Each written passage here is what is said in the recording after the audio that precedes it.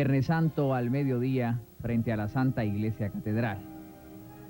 ¿Cómo perderse el paso de Jesús Nazareno de la Merced con su cruz a cuestas? Este Jesús, de quien dice la tradición oral, es el mero Jesús, según revelaciones hechas a una religiosa y que tuvieran como manifestación el decirle que es la imagen más perfecta del Hijo de Dios, de nuestro Señor Jesucristo, que cargó con su cruz en aquel primer Viernes Santo.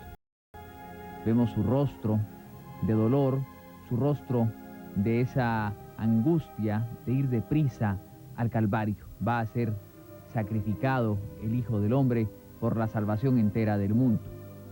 En este 1999 lo mirábamos como hace casi 104 años con esta túnica francesa de confección extranjera y que fuera traída a Guatemala desde Francia y elaborada ya hace ya 104 años, conservada perfectamente y con este significado alegórico del Via Crucis, las 14 estaciones de la pasión y muerte de nuestro Señor Jesucristo.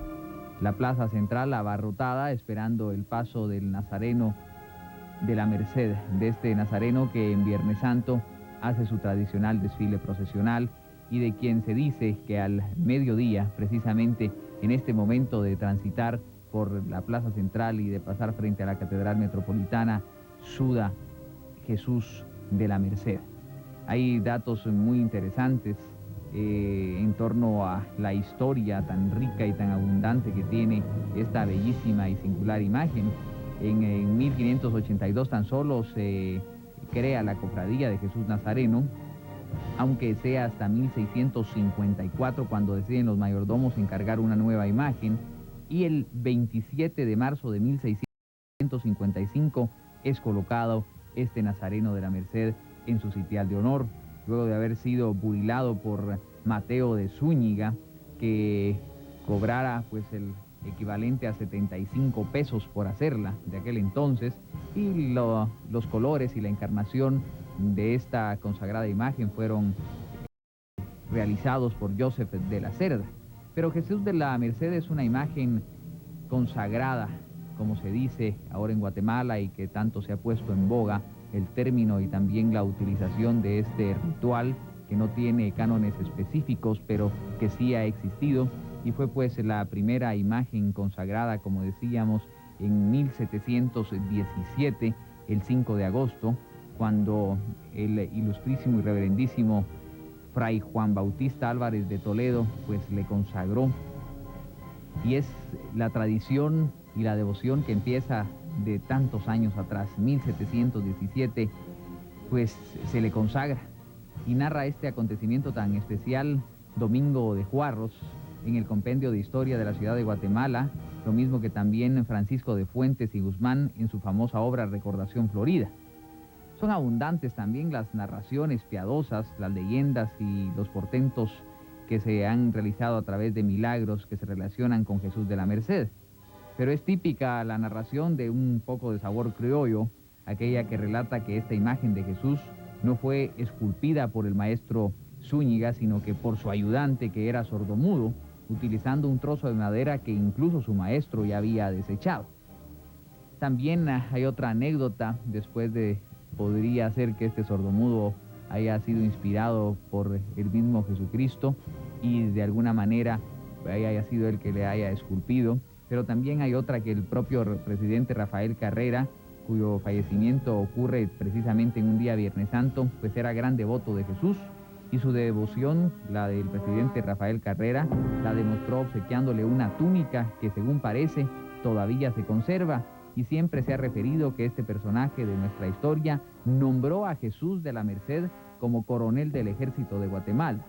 Y también son detalles curiosos porque se dice que Jesús de la Merced tiene el grado de coronel otorgado por Rafael Carrera. Otra leyenda notable que nos habla de cierta religiosa que por inspiración divina supo que Jesús de la Merced era la imagen de mayor parecido físico con Cristo Jesús. Revelaciones divinas que, como comentábamos al principio, han quedado en el corazón, en la leyenda, en la tradición. Hay mucho y saber entender, es descifrar enigmas de donde se delimita precisamente la barrera de la tradición, de la leyenda y de la realidad. Lo cierto es que Jesús de la Merced es una imagen imponente, bellísima, que recibe la veneración, el culto de sus fieles precisamente en día Viernes Santo, el día de la agonía del Señor, y esta vez atravesando el umbral del frontispicio de Catedral Metropolitana, con ese sol abrasador del mediodía, ya presto a ser crucificado y muerto en la cruz.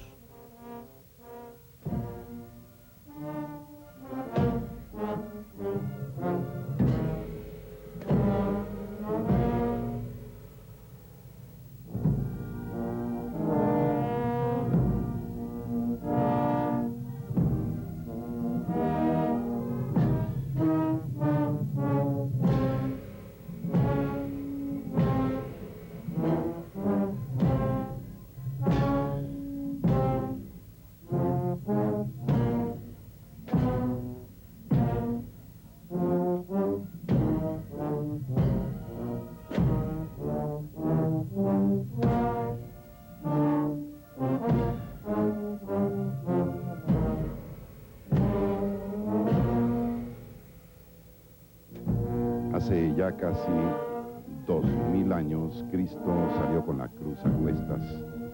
Era un espectáculo, era una diversión, era una fiesta para la ciudad. Muchos reían, a muchos aquello les causaba gracia. Era una escena divertida. Los que no reían estaban escondidos, sentían pena, sentían dolor o solamente rezaban. No podían hacer nada, no querían hacer nada.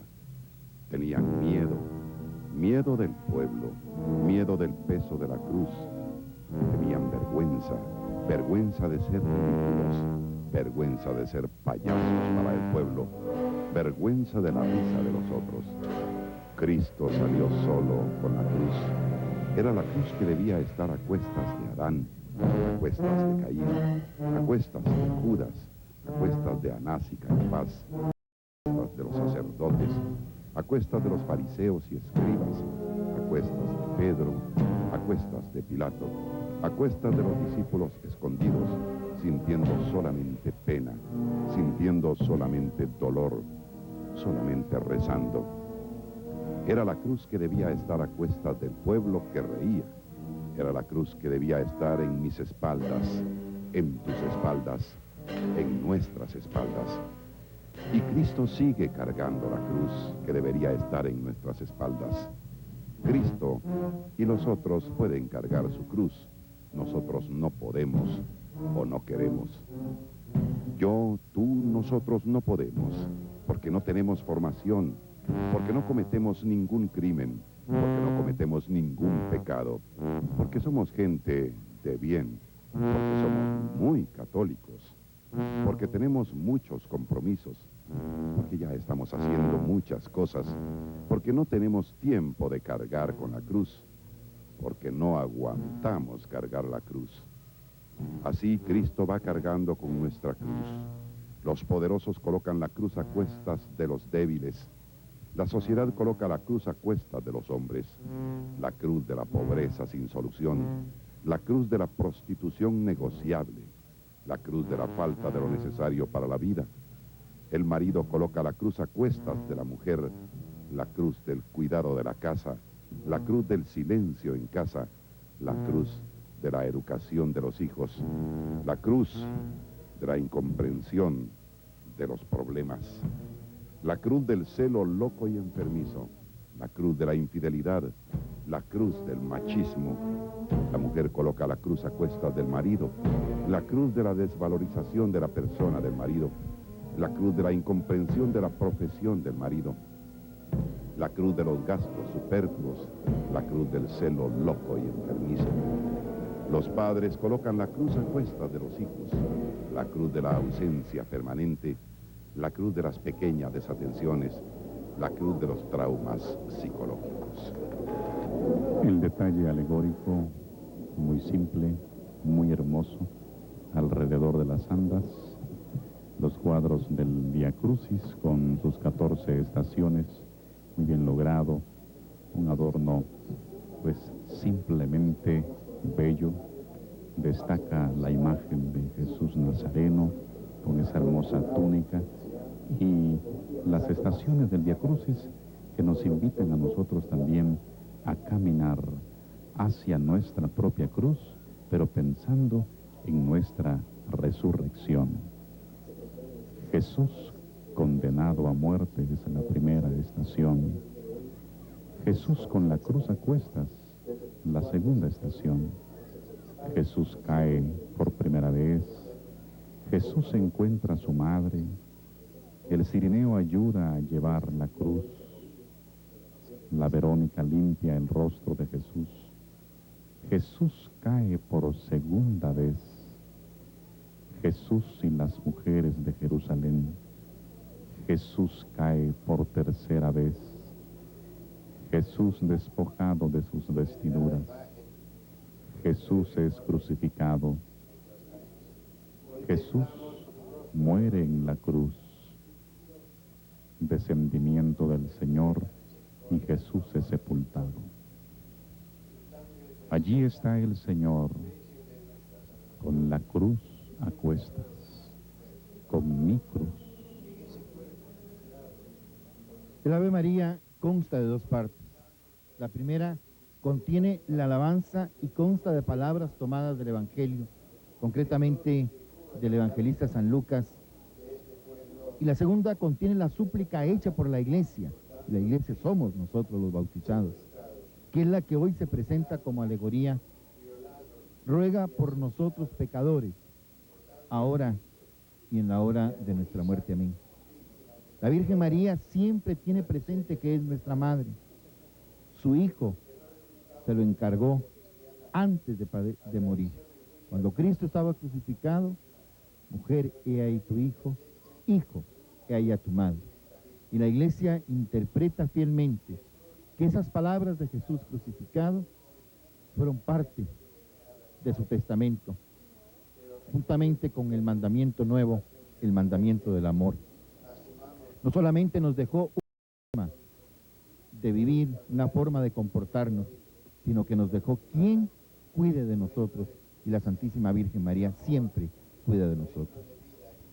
Por eso, cuando Jesús en la cruz dijo a Juan, esta es tu madre, debemos oírlo como si lo dijera a cada uno de nosotros en particular. Este fue el mejor regalo que nos hizo en la cruz.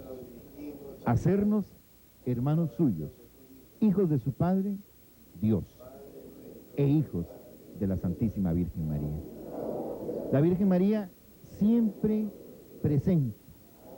La Virgen María al pie de la cruz, la Virgen María junto a nosotros, la Virgen María en sus diferentes apariciones, solidarizándose con los que sufren y con los necesitados. El hijo moría y la madre no temía la muerte. El hijo estaba clavado en la cruz y la madre de pie junto a ella. El hijo padecía y la madre se presentaba valiente frente a sus perseguidores.